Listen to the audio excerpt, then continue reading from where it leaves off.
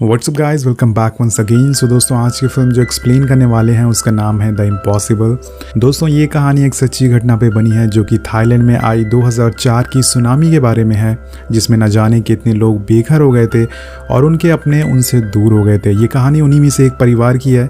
सो कहानी शुरू करने से पहले मैं आपको बता दूं कि ये मूवी ऑस्कर नॉमिनेशन में भी जा चुकी है, तो इससे आपको आइडिया हो गया होगा कि ये मूवी कितनी बेहतरीन होगी। तो चलिए कहानी की शुरुआत करते हैं। मूवी की शुरुआत में हम 5 लोग को, एक परिवार को देखते हैं जिसमें कि हेनरी और मारिया हस्बैंड वाइफ होते हैं। उनके 3 बच्चे होते हैं, जिसमें सबसे बड़े बेटे का नाम होता है लूकस, उनके छोटे बेटे का नाम होता है थॉमस और सबसे छोटे बेटे का नाम होता है साइमन, जो कि अभी सिर्फ 5 साल का है। ये पूरा परिवार प्लेन में बैठ के अपने क्रिसमस की छुट्टियां एंजॉय करने जा रहा होता है। यहाँ मारिया को प्लेन में काफ़ी डर लगता है, जिसे देखकर लूकस उनका काफ़ी मजाक उड़ाता है। यहाँ आप टॉम हॉलैंड को देख सकते हैं, जिन्होंने स्पाइडरमैन का रोल निभाया है। दोस्तों, इस फिल्म में टॉम हॉलैंड बहुत ही छोटे हैं। आगे जाके इनको क्या पता था कि ये थैनोस से लड़ेंगे, इन्हें कहाँ पता था। गाइस, आगे बढ़ते हैं। प्लेन लैंड होता है और ये सारे लोग एक काफ़ी खूबसूरत रिजॉर्ट पे रुकते हैं, जिसके सामने एक बहुत ही विशाल समुंदर होता है, जो देखने में काफ़ी खूबसूरत लग रहा था। अब रात हो जाती है और रिजॉर्ट में ठहरे सारे लोग डिनर करते हैं, एक क्वालिटी टाइम स्पेंड करते हैं। और नेक्स्ट डे क्रिसमस होता है, इसलिए हेनरी अपने बच्चों के लिए गिफ्ट पहले ही ला के रख देता है। जब वो उठते हैं तो उसे देख के काफ़ी खुश होते हैं और इसके बाद वो लोग समुंदर में जाते हैं और उसकी खूबसूरती को निहारते हैं। वहाँ वो लोग नेचर को काफ़ी करीब से देखते हैं और ऐसे ही करते करते रात हो जाती है। सब लोग सो जाते हैं। अब उन लोगों को उस रिजॉर्ट में ठहरे हुए 2 दिन हो जाते हैं।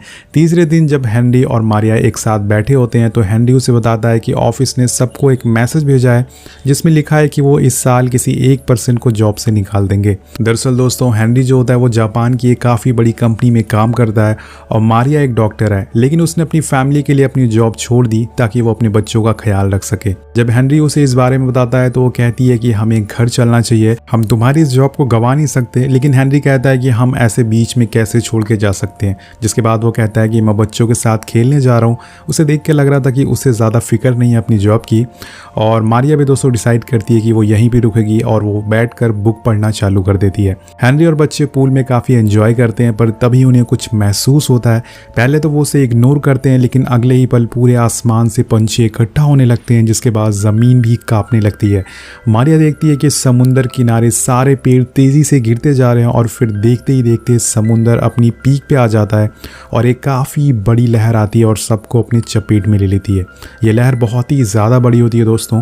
ये सीन काफ़ी बेहतरीन बनाया गया इस मूवी का। अब देखते देखते पूरा रिजॉर्ट तबाह हो जाता है और सब लोग अपनी जान बचाने के लिए इधर उधर भागने लगते हैं। मारिया हेनरी को बोलती है कि पूल से जल्दी बाहर आओ, लेकिन तब तक काफ़ी देर हो चुकी थी। वो लहर सब कुछ बर्बाद कर देती है और एक पल पे सब कुछ गायब हो जाता है। कुछ देर बाद हमें मारिया दिखती है, जो पेड़ के सहारे से खुद को बचाए हुए थी, लेकिन उसके पास सिर्फ पानी ही था और ढेर सारा मलबा था। वो काफ़ी चिल्लाती है ताकि कोई मदद कर सके उसकी, लेकिन यहाँ पर उसे कोई बचा नहीं सकता। सभी लोग, हर तरफ तबाही मच चुकी है। और तभी इस टाइम पर उसे लूकस दिखता है। वो उसे आवाज़ लगाती है और वो उसके पास जाने की सोचती है। अब मारिया उस पेड़ को छोड़ती है जिसके सहारे वो रुकी थी, लेकिन पानी का बहाव इतना तेज होता है कि वो और लूकस दोनों उसमें बहने लगते हैं। अब इससे पहले वो दोनों कुछ और तरकीब लगाते पास आने के लिए, तब तक एक और लहर आती है और फिर से सब कुछ अपने साथ ले जाती है। और शायद ऊपर वाले ने एक माँ की दुआ सुन ली थी और थोड़ी देर बाद लूकस को मारिया दिख जाती है, एक मलबे के किनारे थी। वो उसे देख लूकस तैरता हुआ उसके पास जाता है और मारिया भी उसके पास आती है। दोनों एक बड़े से पेड़ की टहनी को पकड़ लेते हैं और खुद को उस पानी के बहाव से बचाते हैं। इसके बाद लूकस अपनी मॉम से पूछता है कि और सारे लोग कहाँ हैं मॉम।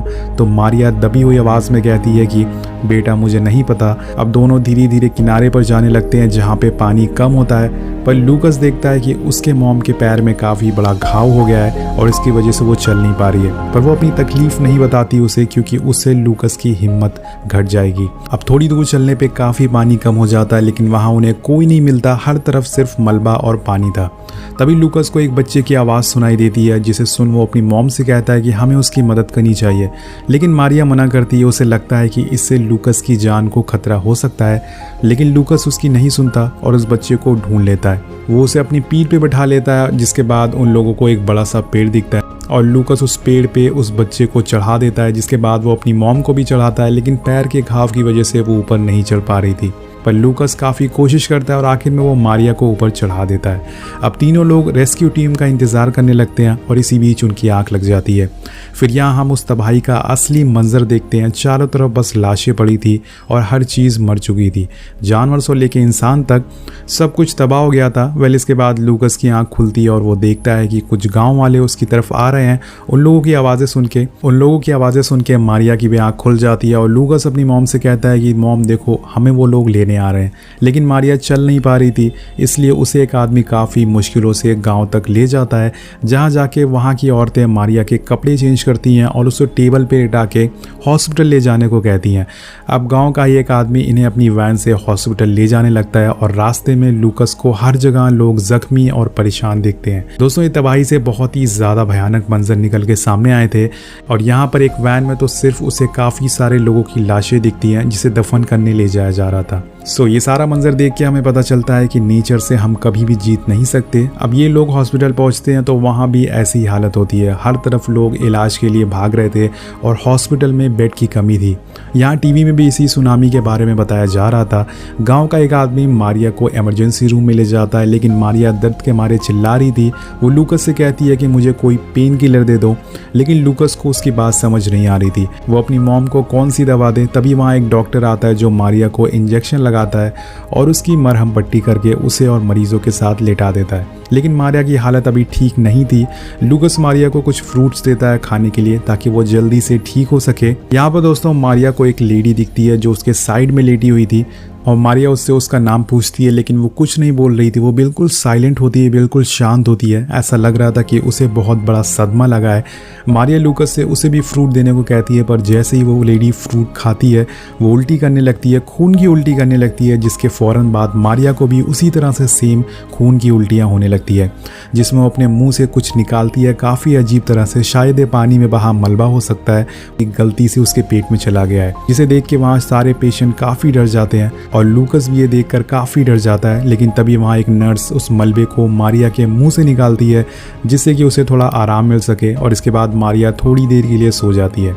अब थोड़ी देर बाद वहाँ एक आदमी आता है जो अपनी फैमिली को ढूंढ रहा था। उसे देखकर मारिया लूकस से कहती है कि जाओ उसकी मदद करो, वो मुसीबत में है, जैसे भी करो उसकी मदद करो। अपनी मॉम की बात सुनकर लूकस वहाँ से बाहर आता है, जहाँ उसे एक बूढ़ा आदमी मिलता है जो अपनी फैमिली की फ़ोटो लेके उन्हें ढूंढ रहा था। लेकिन लूकस को उसकी भाषा समझ नहीं आती, लेकिन वो ये समझ जाता है कि वो अपनी फैमिली को ढूंढ रहा है। लूकस डिसाइड करता है कि वो उस आदमी के साथ साथ बाकी लोगों की फैमिली को भी ढूंढने की कोशिश करेगा। वो सभी से उनकी फैमिली के नाम और उनके शहर के बारे में पूछने लगता है और उन्हें ढूंढने की कोशिश करता है। अब थोड़ी देर बाद लूकस को एक जख्मी बच्चा दिखता है जो कि उसी आदमी का बेटा होता है जिसने सबसे पहले लूकस से मदद मांगी थी। लूकस उस आदमी को उसके बेटे से मिलवा देता है और उन्हें मिलता देख लूकस काफ़ी इमोशनल हो जाता है। ये सीन देख के उसे अपने डैड की याद आ जाती है और नेक्स्ट सीन में जब वो वापस अपनी मॉम के पास आता है तो उसे उसकी मॉम अपनी बेड पे नहीं मिलती और ये देखकर लूकस बहुत ही ज़्यादा घबरा जाता है। वो देखता है कि उसकी मॉम की जगह अब किसी और आदमी को लाया जा रहा है।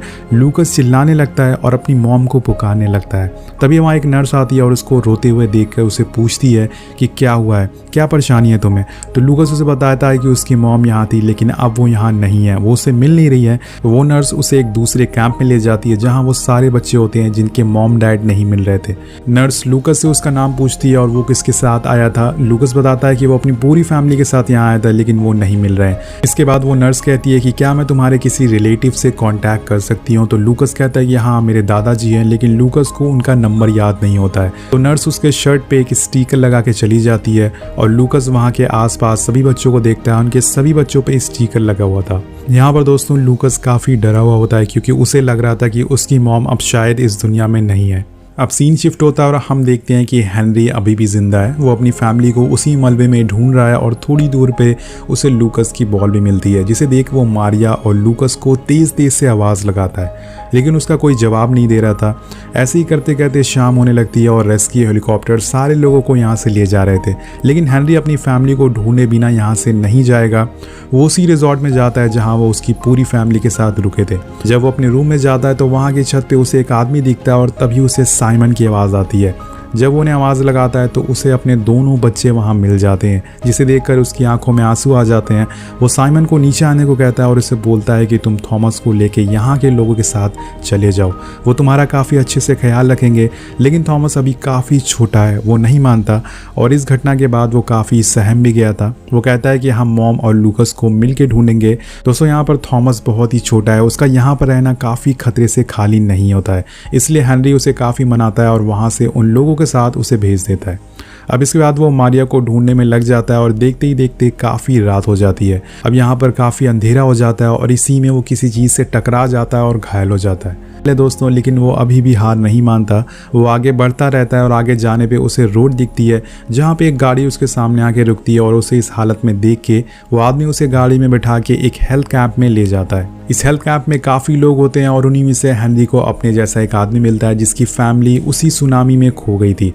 वो हेनरी से अपनी परिवार के बारे में बताता है और वो बताता है कि उसकी फैमिली बीच में जा रही थी और उसके लिए उन्होंने बेड पे एक नोट रखा हुआ था। ये सब बताते बताते और ये सारी बातें बताते बताते वो आदमी काफ़ी इमोशनल हो जाता है और रोने लगता है, जिसके बाद हेनरी भी उसे अपनी परेशानी बताता है। वो कहता है कि जब वो वापस उसी रिजॉर्ट में पहुंचा तो उसका बेटा और उसकी वाइफ वहाँ नहीं थे, उसे नहीं पता कि वो जिंदा है भी या नहीं है। अब वो दोनों एक दूसरे को काफ़ी संभालते हैं। वो आदमी उसे रोता देख उसे अपना फ़ोन देता है और उसे कहता है कि मैंने इसकी बैटरी बचा कर रखी हुई थी ताकि मेरी फैमिली का कॉल आ सके और मैं उसे उठा सकूं।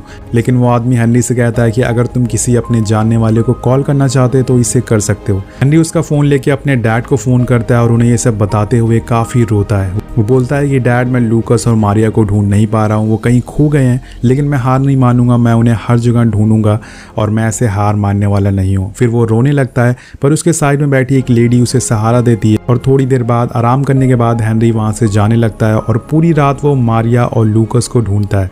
उसके साथ वो आदमी भी होता है और दूसरी तरफ थॉमस और साइमन कुछ अनजान लोगों के साथ होते हैं। थॉमस के पास एक बूढ़ी लेडी आके बैठती है और थॉमस उसे पूछता है कि आपकी एज क्या है। वो बोलती है कि 74। तो थॉमस अपनी एज बताता है कि मेरी एज 7 साल है। वो लेडी उससे पूछती है कि क्या तुम्हें स्टार्स देखना पसंद है। तो थॉमस कहता है मुझे अलास्का कॉन्स्टलेशन जैसे स्टार देखना काफ़ी पसंद है, लेकिन यहाँ आसमान अलग है, यहाँ मंजर अलग है। वो कहती है कि क्या तुम्हें पता है कि इनमें बहुत सारे स्टार्स हज़ारों साल पहले मर चुके हैं। थॉमस बोलता है कि सच में ऐसा पॉसिबल है। वो लेडी बोलती है कि हाँ, वो मर चुके हैं, लेकिन एक समय ऐसा भी था जब उनमें बहुत रोशनी थी और उनकी लाइट अभी भी स्पेस में ट्रैवल कर रही है। वो कहती है कि ये इम्पॉसिबल है बताना कि कौन सा स्टार मर चुका है और कौन सा जिंदा है। ये बोलते ही उसकी आंखों में आंसू आ जाते हैं और वो थॉमस को सहारा दे रही थी कि उसके पेरेंट अभी भी जिंदा है और जल्दी सब कुछ ठीक हो जाएगा। ये काफ़ी बेहतरीन सीन होता है दोस्तों मूवी में। वेल गाइस, अब दूसरी तरफ लूकस को अब लगने लगता है कि उसका पूरा परिवार मर चुका है और वो बिल्कुल अकेला है। तभी उसके पास एक नर्स आती है जो उसे कुछ सामान दिखाती है और उन्हें पहचानने को बोलती है, लेकिन लूकस उन सामानों को देखकर पहचान नहीं पाता। इसके बाद वो नर्स उसे एक रूम में ले जाती है जहाँ मारिया लेटी हुई थी, जिसकी हालत अब काफ़ी ख़राब हो चुकी है। लूकस अपनी मॉम को देख के काफ़ी रोने लगता है और बोलता है कि मॉम, आपने वादा किया था कि आप मुझे कभी छोड़ के नहीं जाओगी। वो अपनी मॉम को गले से लगा लेता है और इसके बाद नर्स उसे बताती है कि मारिया को अब सर्जरी की ज़रूरत है, जिसके लिए उन्हें हम लोग एक दूसरी जगह ले गए थे। इसी बीच उसकी रिपोर्ट किसी ने चेंज कर दी, जिसकी वजह से हम उसके बारे में तुम्हें नहीं बता पा रहे थे, और जब वो थोड़ा ठीक हो जाएगी तब हमें एक और सर्जरी उसकी करनी पड़ेगी, तभी तुम्हारी मॉम पूरी तरह से ठीक हो पाएंगी। अब नेक्स्ट सीन में हेनरी और वो आदमी पूरी कोशिश कर रहे हैं कि उन्हें उनका परिवार मिल जाए, और ऐसे ही ढूंढते ढूंढते वो दोनों एक लाश का एक ढेर के पास पहुंच जाते हैं जहां पर हज़ारों की तादाद में लाशें होती है, लेकिन उन्हें वहां भी उनका कोई अपना नहीं मिलता। हेनरी और वो आदमी सारे हॉस्पिटल में चेक करते करते, और तभी हेनरी को एक हॉस्पिटल के बाहर वही लेडी मिलती है जो थॉमस और साइमन के साथ थी। वो उसे अपने बच्चों के बारे में पूछता है, लेकिन वो उसे कहती है कि मुझे कुछ नहीं पता, वो लोग सारे बच्चों को कहीं ले गए और हम लोगों को यहीं छोड़ दिया। और इधर दोस्तों मारिया की हालत काफ़ी ज़्यादा बुरी होती जा रही थी। वो लूकस को पानी लाने के लिए कहती है और वहीं हेनरी और वो आदमी एक ट्रक से उसी हॉस्पिटल में पहुंच जाते हैं जहां मारिया थी। लेकिन जिस ट्रक से वो लोग आए थे उसका ड्राइवर काफ़ी जल्दी में होता है, पर हेनरी उसे जैसे तैसे करके थोड़ी देर रुकने के लिए मना लेता है। अब हेनरी हॉस्पिटल के अंदर जाता है और अपने परिवार को ढूंढने के लिए वहीं लूकस भी होता है और वो पानी लेने के लिए जा रहा होता है जहाँ से हेनरी गुजरता है। वहीं से थोड़ी देर बाद लूकस भी गुजरता है, लेकिन ये दोनों एक दूसरे को देख नहीं पाते। इसके बाद हेनरी सारे रूम को चेक करता है, तभी वो मारिया के रूम के बाहर पहुंच जाता है, लेकिन मारिया के पर्दे के पीछे होती है जिस वजह से वो हेनरी को देख नहीं पाती। वो वहाँ से गुजर के चला जाता है, पर लूकस पानी लेते टाइम अपने डैड को पीछे से देखकर पहचान लेता है। वो भागते हुए नीचे जाता है, पर तब तक देर हो जाती है और वहाँ इतनी भीड़ थी उसके डैड उसमें कहीं खो जाते हैं। और उसके बाद यहाँ पे लूकस फिर से काफ़ी मायूस हो जाता है, लेकिन वो हार नहीं मानता। वो अपनी तलाश जारी रखता है। वो नीचे अपने डैड को ढूंढता रहता है, पर तभी वहाँ उन छोटे बच्चों की ट्रक भी आ जाती है जो हॉस्पिटल के बाहर थोड़ी देर के लिए रुकती है, जिसमें थॉमस और साइमन भी होते हैं। साइमन टॉयलेट करने के लिए नीचे उतरता है और तभी उसके पीछे से लूकस भी गुजर जाता है, पर वो फिर एक बार साइमन को देख नहीं पाता। अब साइमन दोबारा से उस ट्रक में जाके बैठ जाता है और एक तरफ हेनरी भी ट्रक में जाके बैठ जाता है। वो लोग वापस जाने लगते हैं और दोस्तों इस सीन में हम पूरे परिवार को एक जगह पर देखते हैं, लेकिन ये दोबारा बिछड़ने वाले थे। तभी लूकस अपनी पूरी ताकत से चिल्लाता है डैड। उसकी आवाज़ उसके दोनों भाई पहचान लेते हैं और थॉमस भी ज़ोर ज़ोर से लूकस लूकस चिल्लाता है। तभी लूकस अपने भाइयों को देख लेता है और उन्हें गले से लगा लेता है। अब वो तीनों भाई एक साथ थे और इसी पर यहाँ पर एक और चमत्कार होता है।